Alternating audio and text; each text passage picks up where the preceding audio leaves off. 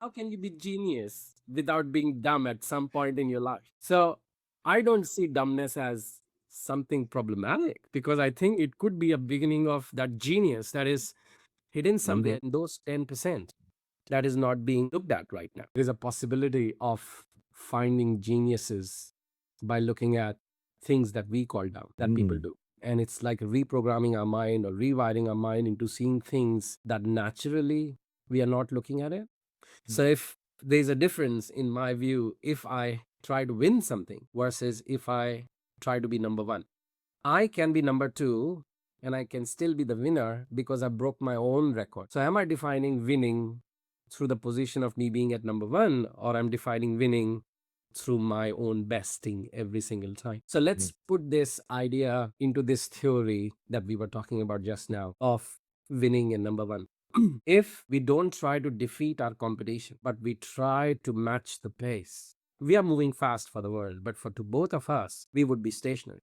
Now there is a opportunity to grow because to us, we are stationary. We can do more than we match a pace and we increase it. We keep on increasing, but we are always as stationary to each other. So we have opportunity to do more and more and more and more and more rather than one winning and saying, hey, we won it. So again, coming back to it, it's not something the game that is wrong. So if we work together with each other to build that pace, we can continuously winning and continuously growing, being stationary. So this idea of competing with other people, not to win, but to gain number one position. There's two different things. Being number one isn't about winning, it's about defeating because winning doesn't require number one. Winning doesn't require being number one. It says the money fades, the people stay. Remember that why you still have both. So the Steelman concept here.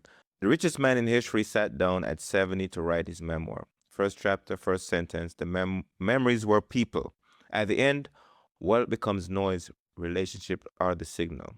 The straw man. Easy to say when you have money. The person struggling to feed their family would trade relationship for cash without hesitation. The maxim is a luxury statement from the wealthy. Takeaway, the straw man has teeth. The maxim isn't saying money doesn't matter. It's saying that if you sacrifice the people to get the money, you arrive at the end with a pile of cash and no one to share it with. The order matters. What come to mind for you when you hear those words? So there was an exercise that I did, which my supervisor, PhD supervisor, taught me as well. This idea of money. I said, do you think money motivates you? Most hands goes up. And I said, today, if I prove that money is not a motivator, would you listen to me? And they all laugh at me because I do a lot of jokes in class. So they think that I'm a joke. So why are you not doing it? Well, you're giving it us, but we can't use it. So money isn't the motivation. It's the purpose you're going to use that money for would be your motivation.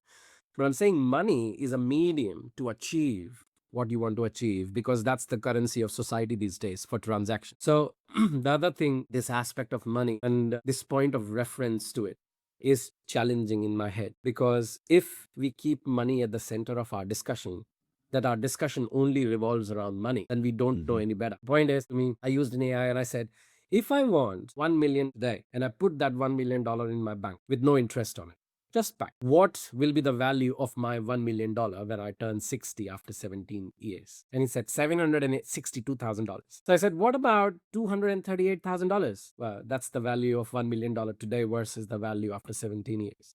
It isn't so much that I'm going to keep money and become wealthy. No, because that's how inflation, indexation, and all these things work. Just because I have that money, I feel I'm rich. So I am not sure if money is what motivation is that we are talking about. It is something very deeper and personal to people.